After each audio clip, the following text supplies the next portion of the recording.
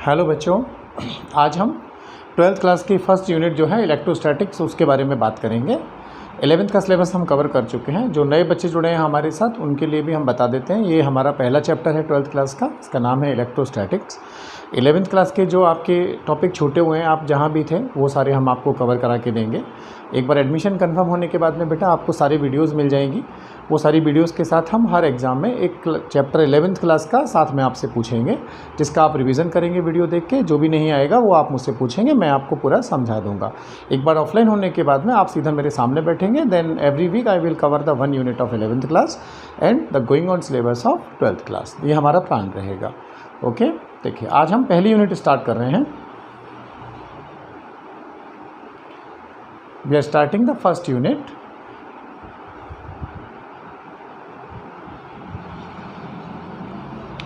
Electrostatics.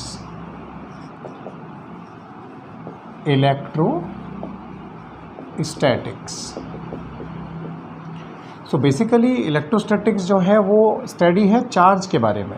आपने ये सुना होगा और जाना होगा कि चार्ज दो तरह के होते हैं, एक पॉजिटिव चार्ज होता है, एक नेगेटिव चार्ज होता है। कहानी कहाँ से शुरू होती है ये ज़रा समझिएगा। पॉजिटिव चार्ज क्या है और नेगेटिव चार्ज क्या है। हमें मालूम है बेटा, an atom is electrically neutral, यानी एक जो एटम होता है वो इलेक्ट्रिकली न्यूट्रल होता है। ये आप केमिस्ट्री में भी पढ़ चुके होंगे 11th क्लास में कि भाई सेंटर में क्या होता है, एटम के न्यूक्लियस होता है, जिसमें न्यूक्लॉन्स होते हैं यानी कि प्रोटॉन और न्यूट्रॉन होते हैं बच्चों। और शेल्स में क्या होते हैं, इलेक्ट्रॉन्स जो डिफरेंट रूल्स के हिसाब से फिल किए जाते हैं। 3, 4, 6, 7, 8 रूल क्या होता है इनको फिल करने का, 2n², जहाँ पे n क्या होता है हमारा प्रिंसिपल क्वांटम नंबर। अब रही बात कि एटम अगर इलेक्ट्रिकली न्यूट्रल है तो इसका मतलब number of protons in the nucleus are equal to number of electrons in the shell. भाई प्रोटॉन और इलेक्ट्रॉन बराबर होने चाहिए, तभी तो क्या होगा, एटम पर नेट चार्ज कितना होगा, 0। Net charge will be 0। अब बात ये आती है कि चार्ज बनता कैसे है। So this is about formation of an ion. Ion क्या होता है सुनिए। अगर हम किसी एटम को एनर्जी देते हैं बच्चों, तो एनर्जी देने से क्या होता है बताइए। अगर हम किसी तरह से किसी एटम से, मान लीजिए कोई ये सब्सटेंस ए का एटम था, अगर हम इसके आउटर इलेक्ट्रॉन्स जो थे हमारे पास, एक इलेक्ट्रॉन को निकाल देते हैं बाहर किसी भी सोर्स से एनर्जी देके, चाहे रबिंग करके, तो ये किस में कन्वर्ट हो जाएगा, एक्चुअली A+ आयन। इसको कहेंगे हम A+ आयन। अब ये आयन बना, एक इलेक्ट्रॉन निकल गया, तो इलेक्ट्रॉन के निकलने से क्या हो जाता है, इसका मास डिक्रीज़ हो जाता है, यानी पॉजिटिव आयन का मास एटम के मुकाबले कम होगा, क्योंकि एक इलेक्ट्रॉन उसको छोड़ के जा चुका है। दूसरा समझिए, सेकेंड वाला क्या है, 1 मिनट।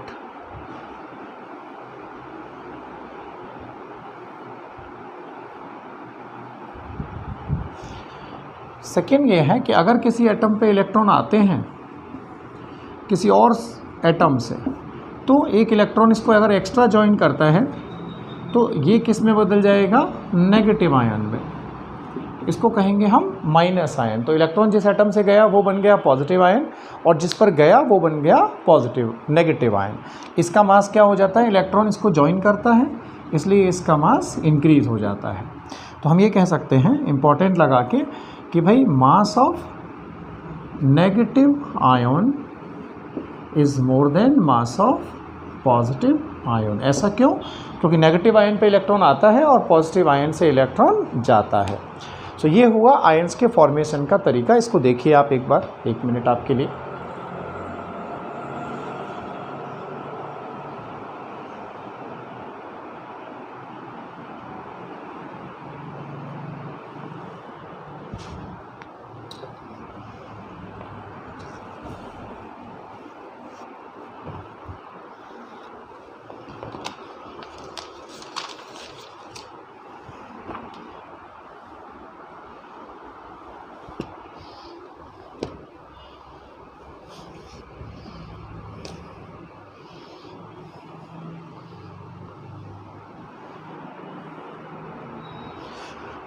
अब जैसे आप कहेंगे सर इलेक्ट्रॉन्स जाते और आते क्यों हैं, बेसिकली आप इसको इस तरह से समझो बच्चों, कुछ हमारे फिक्स रिजल्ट्स हैं, जैसे कि स्टडी में जो पाया गया, हम रबिंग के द्वारा बॉडी को नेगेटिव या पॉजिटिवली चार्ज कर सकते हैं, उसको कहते हैं फ्रिक्शनल इलेक्ट्रोस्टैटिक्स या फ्रिक्शनल इलेक्ट्रिसिटी। जैसे हम एक ग्लास रॉड लें, मान लीजिए इसको हम सिल्क के साथ अगर रब करें, glass rod is rubbed with silk, okay, तो क्या होता है, पॉजिटिव चार्ज आ जाता है, किस पर, charge will appear over glass rod. तो जो ग्लास रॉड होगी उस पर क्या आ जाएगा, पॉजिटिव चार्ज, अगर ग्लास रॉड को हम सिल्क के साथ रबिंग करेंगे। दूसरा क्या होता है बच्चों, एबेनॉइट नाम का एक मटेरियल होता है, उसकी रॉड को, एबोनाइट रॉड को हम अगर फर, जैसे बिल्ली की जो खाल होती है उसको हम फर कहते हैं, उसके साथ अगर रबिंग करें तो इस रॉड पर क्या हो जाता है, नेगेटिव चार्ज। कॉपी करिए इसको आप,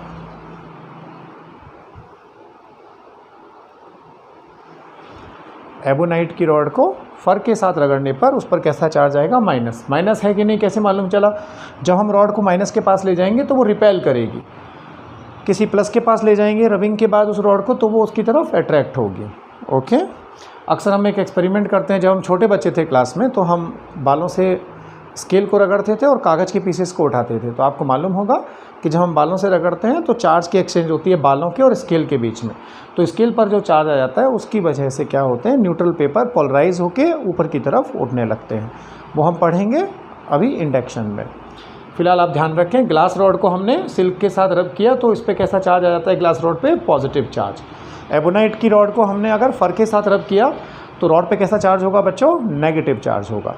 ये ट्रेडिशनल क्वेश्चन है, पूछे जाते हैं एमसीक्यू में, ध्यान रखेंगे आप।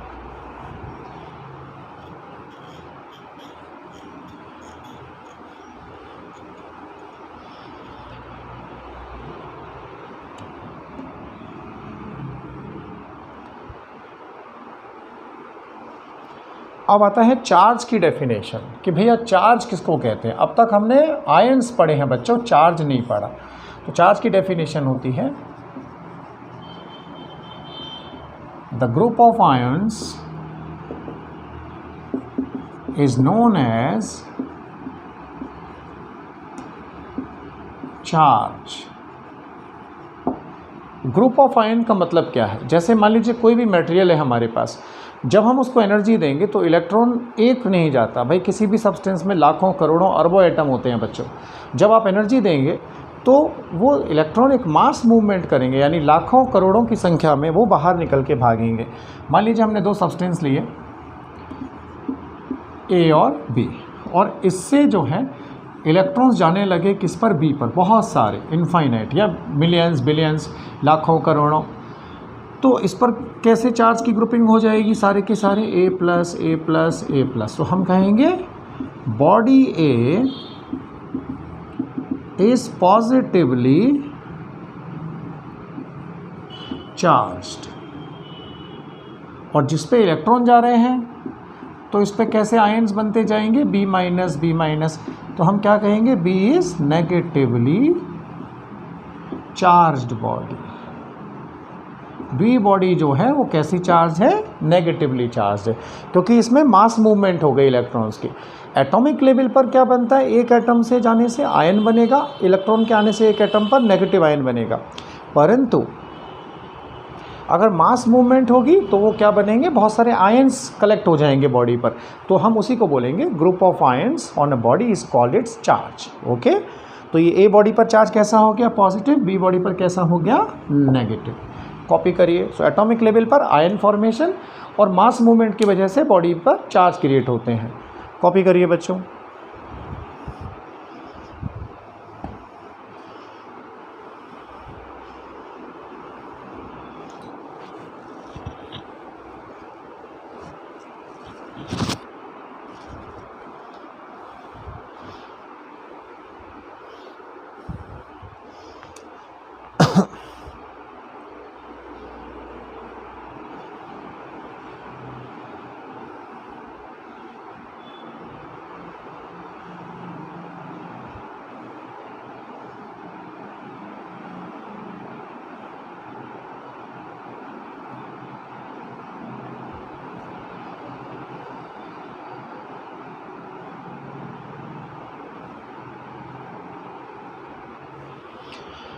अब कुछ प्रॉपर्टीज़ होती हैं चार्ज की, जिनमें हम इलेक्ट्रोस्टैटिक पढ़ते समय चार्ज के बारे में बात करते हैं।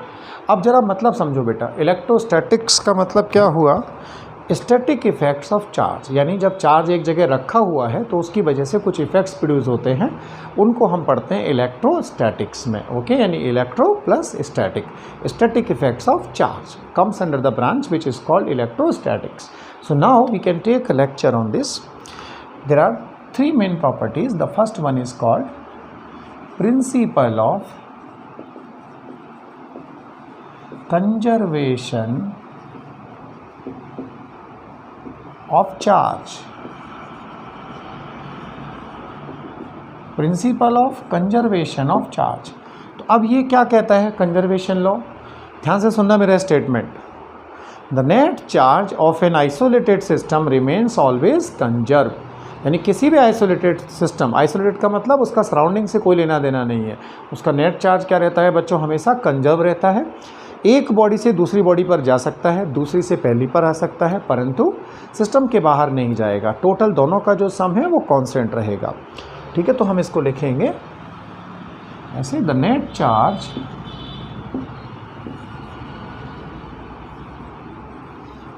ऑफ एन आइसोलेटेड सिस्टम, यानी बॉडीज जो है वो आइसोलेट होनी चाहिए सराउंडिंग से, अलग थलग। आइसोलेटेड सिस्टम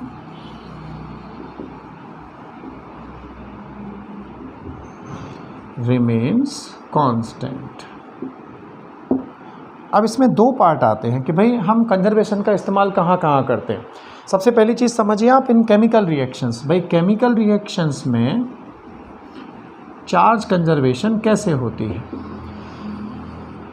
आप 11th पास हैं, सारे बच्चों ने केमिस्ट्री पढ़ी होगी।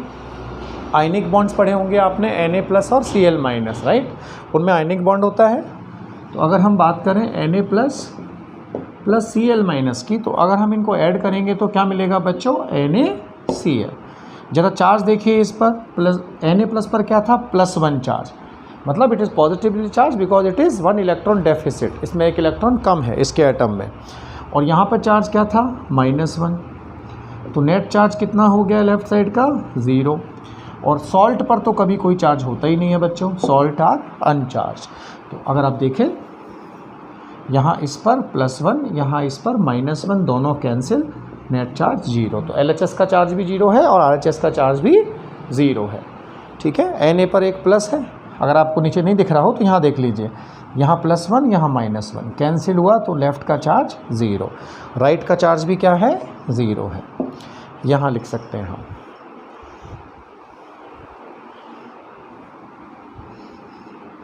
Na+ पर +1, Cl- पर -1, तो total charge plus minus cancel 0, salts are chargeless, तो इसका चार्ज भी 0 हुआ। यानी केमिकल रिएक्शंस में चार्ज जो है वो कंजर्व रहता है। इलेक्ट्रॉन जो है वो एक से दूसरी बॉडी पर जाते हैं सब्सटेंस पर, परंतु सिस्टम के बाहर नहीं जाते। ओके, कॉपी करिए इसको।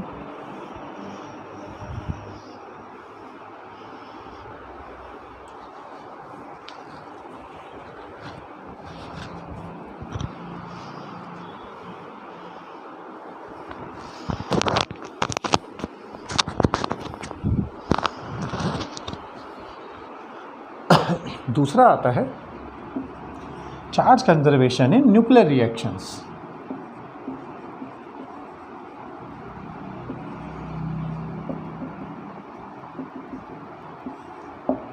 न्यूक्लियर रिएक्शंस क्या होती हैं बच्चों? The reactions in which the nucleus takes parts, ऐसी रिएक्शन जिनमें न्यूक्लियस पार्ट लेता है उनको हम बोलते हैं न्यूक्लियर रिएक्शंस। जैसे कि ऐसा समझिए, नाइट्रोजन के न्यूक्लियस पर अगर हम एक अल्फ़ा पार्टिकल को, भाई अल्फ़ा क्या होता है?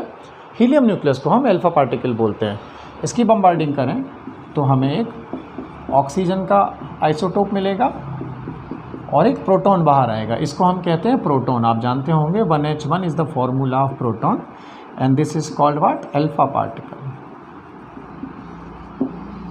तो ये एक न्यूक्लियर रिएक्शन है। अब जब अक्सर मैं पूछता हूँ बच्चों से कि बेटा इस पे चार्ज कितना है लेफ़्ट साइड में और राइट साइड में चार्ज कितना है, तो अक्सर बच्चे केमिकल रिएक्शंस के हैबिचुअल होते हैं और बोलते हैं सर लेफ़्ट साइड में तो कोई चार्ज है ही नहीं, क्योंकि प्लस भी नहीं दिख रहा मुझे, तो माइनस भी नहीं दिख रहा। भाई मैं क्या करूँ? कुछ मत करो, ये क्या है? न्यूक्लियर है। मतलब न्यूक्लियर रिएक्शन, ये एटम नहीं है, न्यूक्लियस है, किसका, नाइट्रोजन का। न्यूक्लियस का चार्ज किस में कंटेन होता है, प्रोटॉन्स की फॉर्म में, क्योंकि भैया अंदर क्या है, न्यूट्रॉन और प्रोटॉन है। कितने प्रोटॉन है इसमें, 7। इसका चार्ज +7। इस पे कितना है, हीलियम के न्यूक्लियस में 2 प्रोटॉन, तो कितना मिला हमें, टोटल चार्ज 9 + 9। यहाँ पे देखिए ऑक्सीजन के न्यूक्लियस में 8 चार्ज होता है इसमें, मतलब 0 नहीं कहना है क्योंकि ये एटम नहीं है, न्यूक्लियस है। 8 + 1, तो यहाँ पर भी कितना मिल गया हमें, 8 और 1 मिलाकर 9। तो LHS में चार्ज कितना था, 9, और RHS में भी कितना है, 9, मतलब चार्ज इज कंजर्व्ड। तो न्यूक्लियर रिएक्शन में भी चार्ज क्या रहता है, कंजर्व रहता है। ओनली थिंग वहाँ आपको प्लस माइनस नहीं दिखाई पड़ते क्योंकि आप न्यूक्लियस के साथ डील कर रहे हैं, और न्यूक्लियस का चार्ज क्या होता है, जो एटॉमिक नंबर है वही उसका चार्ज है, क्योंकि न्यूक्लियस में जितने प्रोटॉन है भाई वही उसका पॉजिटिव चार्ज है। ठीक है बच्चों, राइट, कॉपी करो इसको 1 मिनट।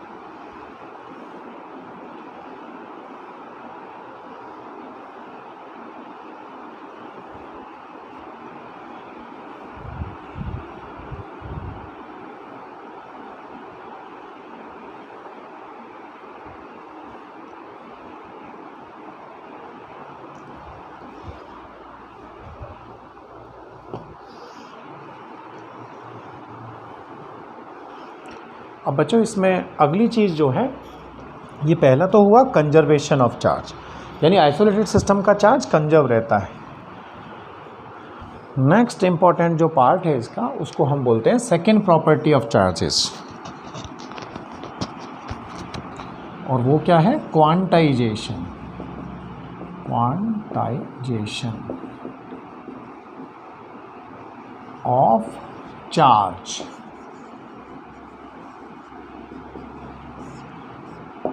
अब थोड़ा सा क्वांटाइजेशन समझने के लिए हमें एक कहानी समझनी पड़ेगी। कहानियाँ सुनाने का मुझे बड़ा शौक़ है बच्चों, क्योंकि बिना कहानी के आप फिजिक्स नहीं समझ सकते। मान लीजिए आपको एक दिन भूख लगी हुई है, राइट,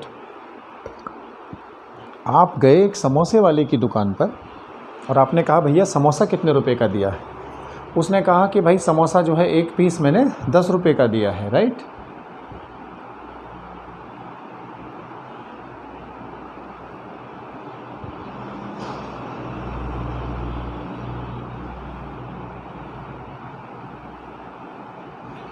तो अगर समोसा एक 10 रुपये का है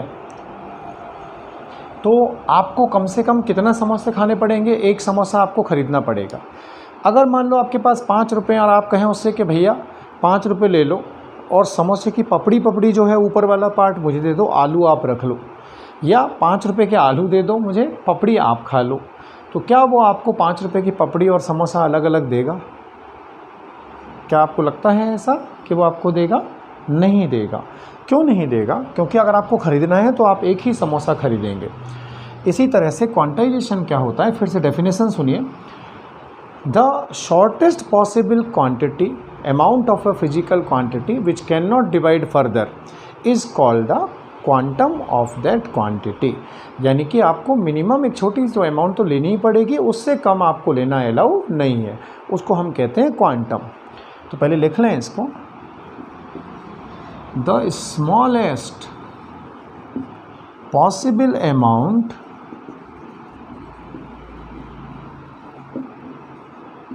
of a physical quantity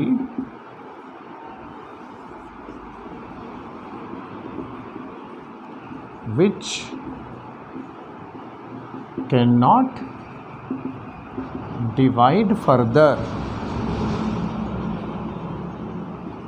is called, क्या कहते हैं इसको, क्वांटम ऑफ दैट क्वांटिटी। तो किसी भी फिजिकल क्वांटिटी की वो छोटी से छोटी अमाउंट जिसको हम आगे डिवाइड नहीं कर सकते, उसी को हम कहते हैं उसका क्वांटम। जैसे कि ये मानिए यहाँ दो एटम है ए और बी, मैंने इसको एनर्जी दी किसी भी तरह से, मान लीजिए, तो इससे क्या होगा, एक इलेक्ट्रॉन कम से कम यहाँ से वहाँ गया, या मान लीजिए 4 गए। क्या ऐसा संभव है कि 5.5 इलेक्ट्रॉन चले जाएं ए से बी तक? इज़ इट पॉसिबल कि भाई 5.5 इलेक्ट्रॉन ए बॉडी से बी बॉडी पर चले जाएं? मतलब आधा, 5 पूरे और आधा इलेक्ट्रॉन आधा काट के दे देंगे उसको। क्या ऐसा संभव है? नहीं, इट इज़ नॉट पॉसिबल। आप किसी इडली वाले के पास गए, आपने कहा भाई 5.5 इडली दे दे मुझे, 4.5 इडली दे दे, 5.25 इडली दे दे, क्या वो आपको देगा? नहीं देगा। 1 लो, 4 लो, 10 लो, 15 लो, 15.5 नहीं मिलेगी। मतलब आप उसको डिवाइड नहीं कर सकते। इसी तरह से मतलब क्या हुआ, जब भी चार्ज जाएगा और जब भी इलेक्ट्रॉन ट्रांसफ़र होंगे एक बॉडी से दूसरी बॉडी पर, तो वो हमेशा इंटीजर मल्टीपल में ट्रांसफ़र होते हैं, लाइक n इलेक्ट्रॉन्स। अंडरस्टैंड? तो कोई भी चार्ज जो आता है किसी बॉडी पर, किसी भी बॉडी पर चार्ज क्यों आएगा भाई? या तो उससे इलेक्ट्रॉन निकल कर गए हैं या उस पर इलेक्ट्रॉन आए हैं। किस तरह से? इंटीजर मल्टीपल में। गए हैं तो बॉडी पर प्लस चार्ज आएगा, बॉडी पर आए हैं तो माइनस चार्ज आएगा। तो हम क्या लिखेंगे? Q charge on any body is like plus minus any. इसको हम कहते हैं कि चार्ज इज क्वांटाइज। चार्ज जो है वो किसी भी बॉडी पर n इलेक्ट्रॉनों के जाने से या n इलेक्ट्रॉनों के आने से बनता है। ओके, पहला कंक्लूजन। दूसरा, चार्ज जो है वो अगर इलेक्ट्रॉन गए हैं तो बॉडी पर प्लस आएगा, अगर बॉडी पर आए हैं तो माइनस चार्ज आएगा। आप इसको कॉपी कर लें, ये है क्वांटाइजेशन का मीनिंग। ओके, मतलब आप फ्रैक्शंस में इलेक्ट्रॉन्स को ट्रांसफ़र नहीं कर सकते हैं। जब भी ट्रांसफ़र होगी वो हमेशा इंटीजर मल्टीपल में होगी, 5, 8, 9, 10। मैंने कंपैरिजन इसलिए किया कि मुझे अगर समोसा खाना है या लेना है तो उसका क्वांटम क्या हुआ मेरे लिए? मिनिमम 1 समोसा।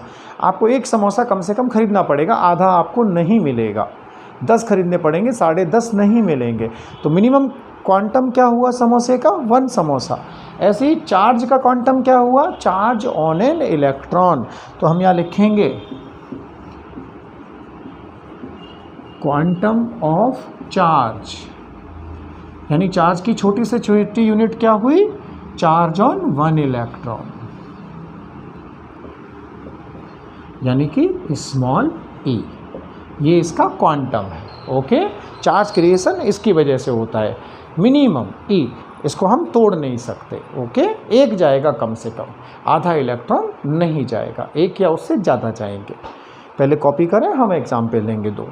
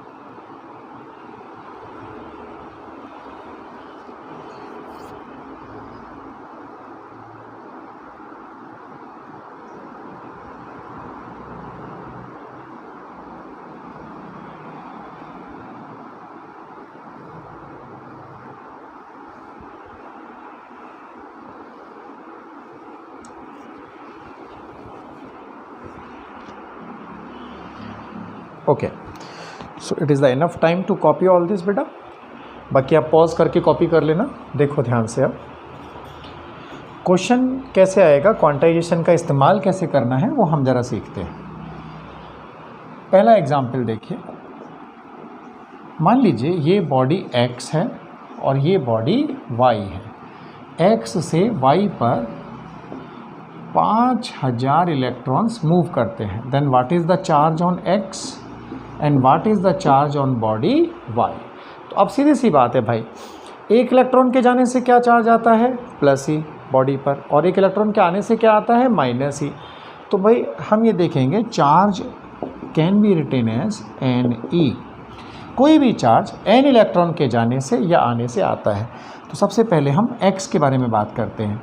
ये चार्ज क्या होगा, प्लस NE। आपको पता है प्लस क्यों होगा ये, क्योंकि इलेक्ट्रॉन्स जा रहे हैं तो इस पर प्लस चार्ज छोड़ जाएंगे। वो इलेक्ट्रॉन कम हो गए तो पॉजिटिव चार्ज ज़्यादा बचेगा, न्यूक्लियस में प्रोटॉन्स ज़्यादा बचेंगे इसके।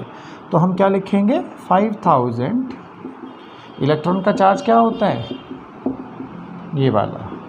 अब देखो ज़रा, ये 3 जीरो कट गई, 16 5 जा 8, ये 8 हो गया, 10 to the power -16 कूलम। अगर आपसे पूछा जाए कि y पर कितने हुए, तो y बॉडी पर इलेक्ट्रॉन्स आ रहे हैं, यानी NE बोले तो 5000 and charge on each electron. तो इस पर चार्ज क्या आएगा, माइनस, क्योंकि इलेक्ट्रॉन्स इस पर आ रहे हैं। सो it is -8 × 10 to the power -16 coulomb. Okay, copy करिए।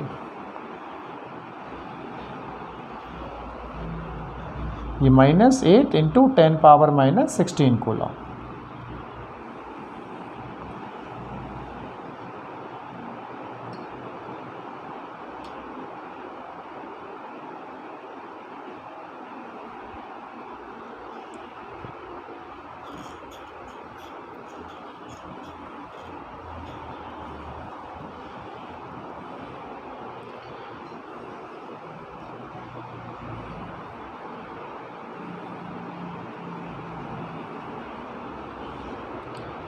सेकेंड है हमारा एग्जाम्पल 2। सवाल ऐसा आता है, मान लीजिए, if charge on a body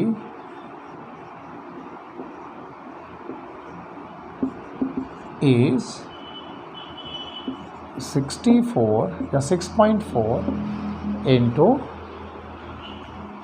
हमें चाहिए 1.6 के फॉर्म में, ओके, n इंटू ई करना है हमको, okay, 10 to the power -14 coulomb. Then find how many electrons left the body. अगर एक बॉडी पर इतना चार्ज आया, पहली बात बच्चों, ये कैसा चार्ज है, पॉजिटिव चार्ज है। इसका मतलब क्या हुआ, इलेक्ट्रॉन्स आए हैं बॉडी पर या गए हैं, पॉजिटिव चार्ज है, यानी इलेक्ट्रॉन बॉडी को छोड़कर गए हैं। ओके, तो हम इसका आंसर कैसे लिखेंगे, any charge is due to movement of n electrons, so it is NE। What is the charge appearing on the body, this much, and we are looking for charge on each electron is this, so it is 16 4 जा 4 × 10 power -14, इधर divide करिए, that is n। ये cancel हुआ तो नीचे -5 power बचेगी, ऊपर लाएंगे तो वो पॉजिटिव हो जाएगी। 4 × 10 to the power 5, 1 2 3 4 5, ये 4 लाख इलेक्ट्रॉन्स, यानी 4 लाख इलेक्ट्रॉन जो हैं वो बॉडी को छोड़कर गए होंगे, तब जाकर बॉडी पर इतना चार्ज क्रिएट हुआ है। आई थिंक ये आपको क्लियर है। कॉपी करिए बच्चों इसको।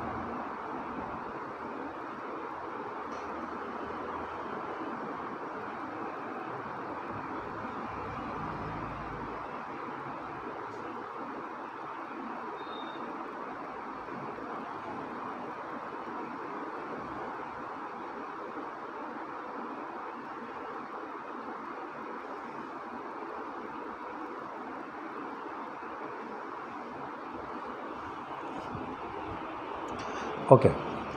तो अब हम इसके बाद लेंगे इंट्रोडक्शन। ये चार्ज के बारे में बेसिक बात हुई कि एटम से जो है आयन बना, बहुत सारे जब इलेक्ट्रॉन्स की मूवमेंट हुई तो आयन से चार्ज बना, फिर चार्जेस जो हैं उनकी प्रॉपर्टीज़ हो गई बेटा कि चार्ज कंजर्व होता है और चार्ज क्वांटाइज्ड होता है, राइट। एन इलेक्ट्रॉन की मूवमेंट से चार्ज क्रिएट होता है। बॉडी को छोड़ के इलेक्ट्रॉन जाते हैं तो बॉडी पे पॉजिटिव चार्ज आता है, जिस बॉडी पर जाते हैं उस बॉडी पर नेगेटिव आता है, और हमेशा इनका मूवमेंट जो है वो इंटीजर मल्टीपल की फॉर्म में होता है, right. Full an fractions are not allowed क्योंकि हम इलेक्ट्रॉन को डिवाइड नहीं कर सकते। अब आता है इसके बाद Coulomb's law.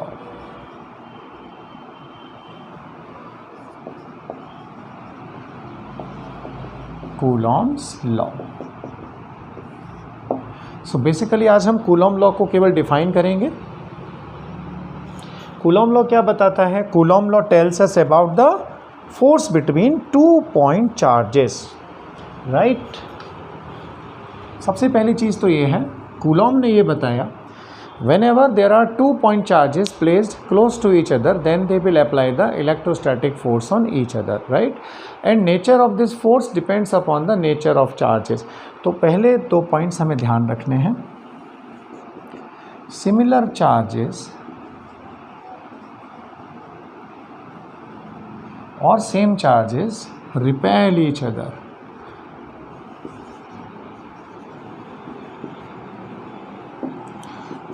like positive positive, negative negative, what they will do? Repulsion. And opposite charges will attract each other.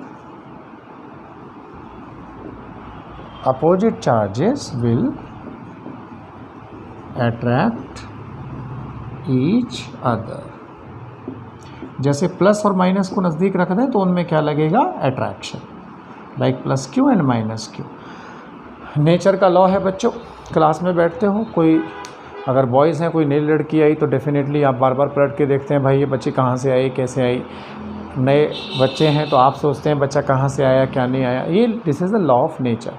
Similar charges will repel each other and opposite charges will attract each other. तो एक that is called like, ऐसा attraction होता क्यों है? This is actually to minimize the potential energy. वो हम आपको energy में बताएंगे। फिलहाल आप ये टर्म ध्यान रखेंगे कि सिमिलर चार्जेस जो हैं वो रिपेल करेंगे और अपोजिट चार्जेस जो हैं वो अट्रैक्ट करेंगे। कूलॉम नाम के जो साइंटिस्ट थे, इन्होंने जो लॉ दिया, पहली चीज़ तो this law is valid only for static charges. ये लॉ जो है वो स्टैटिक चार्जेस यानी जो चार्ज रेस्ट पे हैं उन्हीं के लिए वैलिड है। And this law is valid only for point charges. Point charges का मतलब चार्ज जो हैं वो पॉइंट बॉडी की तरह होने चाहिए, बहुत छोटे होने चाहिए, राइट। पॉइंट चार्जेस रॉड के लिए, आर्क के लिए आप डायरेक्ट नहीं लगा सकते, राइट। तो अब जैसे ये समझिए कि ये पॉइंट चार्जेस का मतलब क्या है कि दोनों चार्जेस इस फॉर्म में होने चाहिए, plus Q and like plus Q2, तब ये दोनों एक दूसरे पे फोर्स लगा सकते हैं। अब अगर कहीं पे चार्ज ऐसे हों डिस्ट्रीब्यूटेड कि मान लीजिए यहाँ पे तो एक पॉइंट चार्ज है आपके पास और यहाँ पे आपने कह दिया कि दूसरा चार्ज हमने साहब इस रॉड को दे रखा है, तो अब इनके बीच का फोर्स निकालिए। तो यहाँ पे आप न्यूटन कूलॉम का लॉ नहीं लगा सकते। तो हम क्या करेंगे ऐसी स्थिति में? ध्यान रखना है हमें पहले, फॉर डिस्ट्रीब्यूटेड चार्ज और charges we will use element integration method। तो जहाँ कहीं चार्ज पॉइंट नहीं है, डिस्ट्रीब्यूटेड है, तो वहाँ हम इंटीग्रेशन मेथड का इस्तेमाल करते हैं। इसको समझने से पहले ये तीनों पॉइंट्स इसके समझना ज़रूरी था, लिमिटेशंस, तो आप इसका गलत इस्तेमाल ना कर पाए। पहली बात, स्टैटिक चार्ज के लिए वैलिड है। दूसरा केवल पॉइंट चार्जेस के लिए वैलिड है, डिस्ट्रीब्यूटेड के लिए लगा सकते हैं, पर कब लगाएंगे, उसको हम टुकड़े टुकड़े करके पॉइंट चार्ज मानेंगे, तब हम इसको लगाएंगे। So for distributed charges we will use element integration method, यानी एलिमेंट मानेंगे पॉइंट चार्ज बना के, फिर हम फोर्स निकाल के उसको इंटीग्रेट करेंगे। मैं आपको बताऊंगा कैसे, आप इसको कॉपी कर लें 1 मिनट में।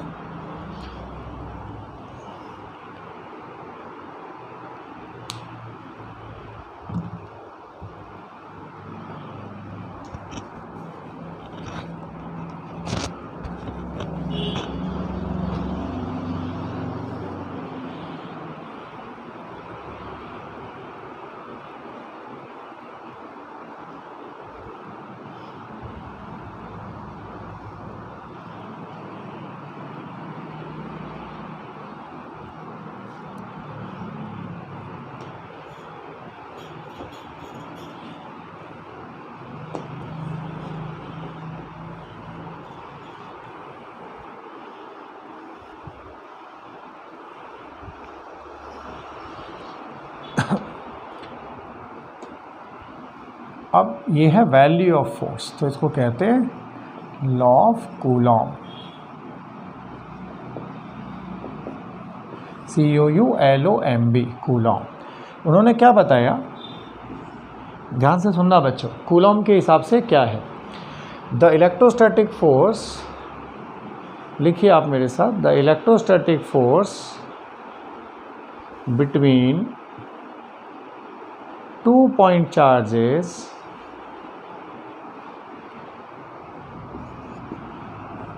Q1 and Q2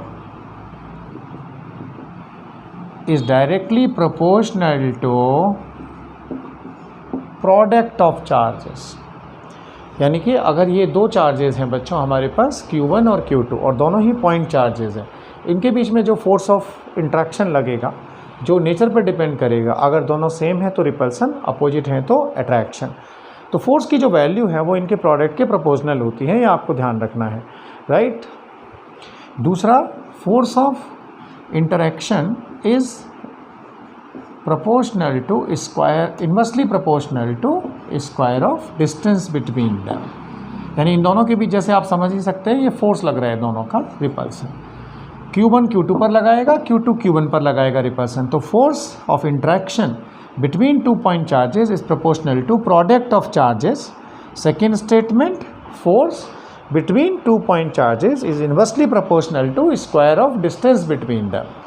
ओके, जब हम इन दोनों को मिलाते हैं, combining the first and second, so proportionality is on the product and they are inversely proportional to square of distance. Okay बच्चों, अब जब प्रोपोर्शनलिटी कांस्टेंट को हटाएंगे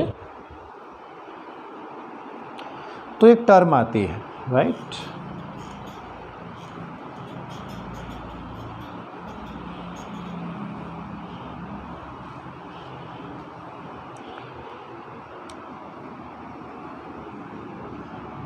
F is equal to K Q1 Q2 upon R square, right. और F is equal to, यहाँ पे K constant है बेटा, है ना, 1/4 पाई एप्सिलॉन नॉट, इसको कहते हैं एप्सिलॉन ज़ीरो। ओके, क्या बोलते हैं, एप्सिलॉन ज़ीरो। तो ये हो गया हमारा नंबर 4। यहाँ पे 2 वैल्यूज़ आपको ध्यान रखनी है, ये ध्यान रखना वेक्टर नहीं लगा सकते इसमें, क्योंकि कूलॉम का लॉ जो है वो केवल स्केलर क्वांटिटी बताता है, मैग्नीट्यूड ऑफ फोर्स, यानी कि यहाँ पे क्या मिलेगा हमें, values of K and epsilon not. ध्यान रखिएगा इस एक्सप्रेशन में K की वैल्यू क्या होती है, 9 × 10⁹। यूनिट क्या बनेगी इसकी, newton metre square upon coulomb square, और एप्सिलॉन नॉट जो होता है, K क्या होता है पूरा मिलाकर 1/4 पाई एप्सिलॉन नॉट। तो चाहे तो आप ऐसा भी लिख सकते हैं, K क्या होता है 1/4 पाई एप्सिलॉन नॉट, और ये इसकी वैल्यू, एंड एप्सिलॉन की वैल्यू 8.85 10⁻⁻12। यहाँ से देखो एप्सिलॉन निकालेंगे तो charge coulomb square upon Newton, नीचे जाएगा फोर्स मीटर स्क्वायर। ये हो गई इसकी यूनिट।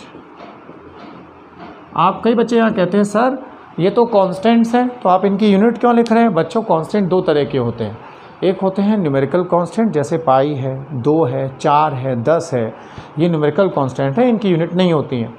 ये जो एक्सप्रेशंस में आप देखते हैं ये फिजिकल कांस्टेंट्स हैं। फिजिकल कांस्टेंट जो हैं उनकी डायमेंशन भी होती है और उनकी यूनिट भी होती है, जैसे कि ग्रेविटेशन में आपने पढ़ा होगा यूनिवर्सल ग्रेविटेशनल कांस्टेंट, राइट। तो ये इनकी यूनिट्स और ये इनकी वैल्यूज़। अब एप्सिलॉन नॉट है क्या, कैसे निकालना है, क्या होता है, ये सब हम कल के लेक्चर में पढ़ेंगे। होपफुली आपको समझा होगा। जो नए बच्चे हैं वो बिल्कुल ना घबराएं, आप यहाँ से पढ़ना शुरू करें। बेटा अपनी एडमिशन कंफर्म करिए आप हमारे साथ। ये ऑनलाइन थोड़े दिनों का मसला है, मैक्सिमम महीने भर का, उसके बाद तो आपको और हमको आमने सामने रह के पढ़ना है। तो हम आपका उसमें 11th का पोर्शन भी हर वीक में एक चैप्टर के हिसाब से कवर करेंगे और एक अच्छा प्लान मिलके बनाएंगे आपकी और हमारी सहूलियत से, क्योंकि अल्टीमेट गोल क्या है कि आप सेलेक्ट होने चाहिए। इट्स नॉट अबाउट मी, मुझे तो फिजिक्स आती है बच्चों, पर मेरा अल्टीमेट गोल क्या है, you should make your dreams true. Okay, तो इन्हीं शुभकामनाओं के साथ कि आप अच्छा पढ़ें, इस लेक्चर को समझें, जो भी ना आए मुझे कॉल करें, व्हाट्सअप करें, तो I can explain you. Thank you बच्चों, थैंक यू वेरी मच, नमस्कार।